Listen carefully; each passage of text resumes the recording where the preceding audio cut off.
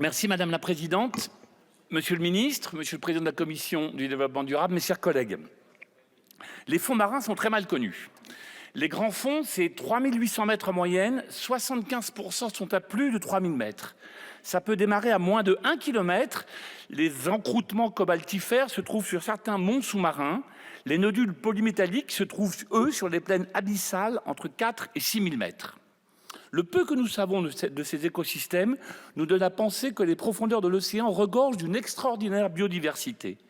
Une biodiversité fragile que l'exploitation minière pourrait gravement endommager en l'absence de garanties solides, de connaissances précises et de technologies adaptées.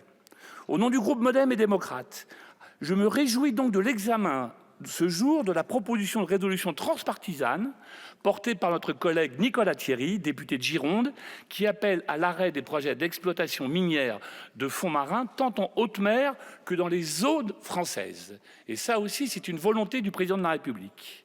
En votant ce texte, je l'espère à l'unanimité, mais je le crains, notre Assemblée montrerait une fois encore son attachement sincère à la protection de l'océan et à la lutte contre le changement climatique, comme nous l'avions fait en adoptant à l'unanimité la résolution défendue avec Maïna Sage pour appeler à la réussite de la négociation onusienne sur la haute mer et celle de Philippe Bolo visant à renforcer l'action internationale de la France contre la pollution plastique.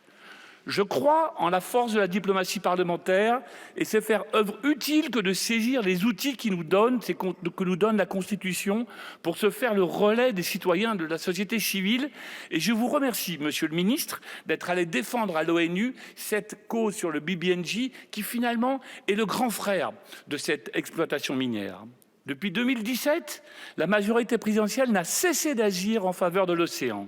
Je pense à la lutte contre la pollution plastique avec dernièrement l'adoption par notre Assemblée d'une proposition de loi portée par le groupe Modem et qui n'attend que son tour pour être examinée par le Sénat. Le soutien à la recherche océanique à travers le programme prioritaire de recherche Océan et Climat de 40 millions d'euros. La protection de la haute mer avec l'action résolue de la France pour faire aboutir les négociations du BBNJ.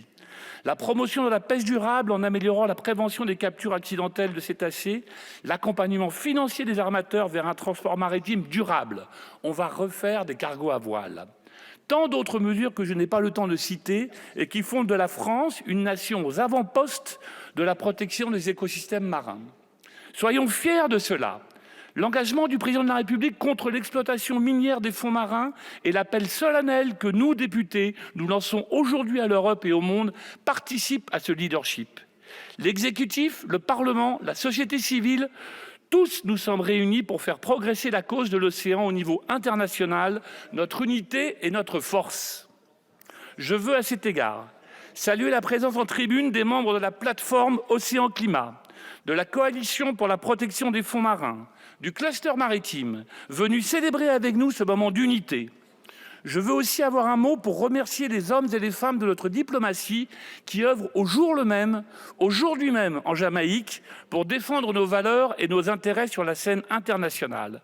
Je pense notamment à l'ambassadeur aux enjeux maritimes et au pôle et à notre représentant permanent auprès de l'AIFM.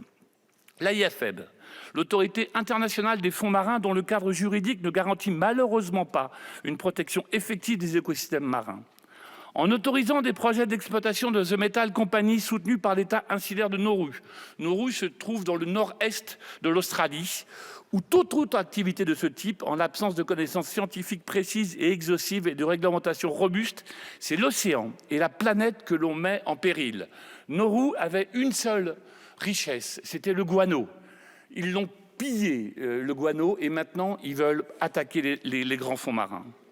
Puisqu'en matière d'exploitation de fonds marins, le principe de précaution s'impose, l'accès aux matériaux stratégiques essentiels aux transitions numériques et énergétiques doit d'abord être sécurisé par le développement de l'économie circulaire.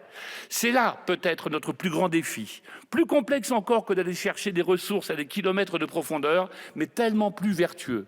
Réduire, réemployer, recycler.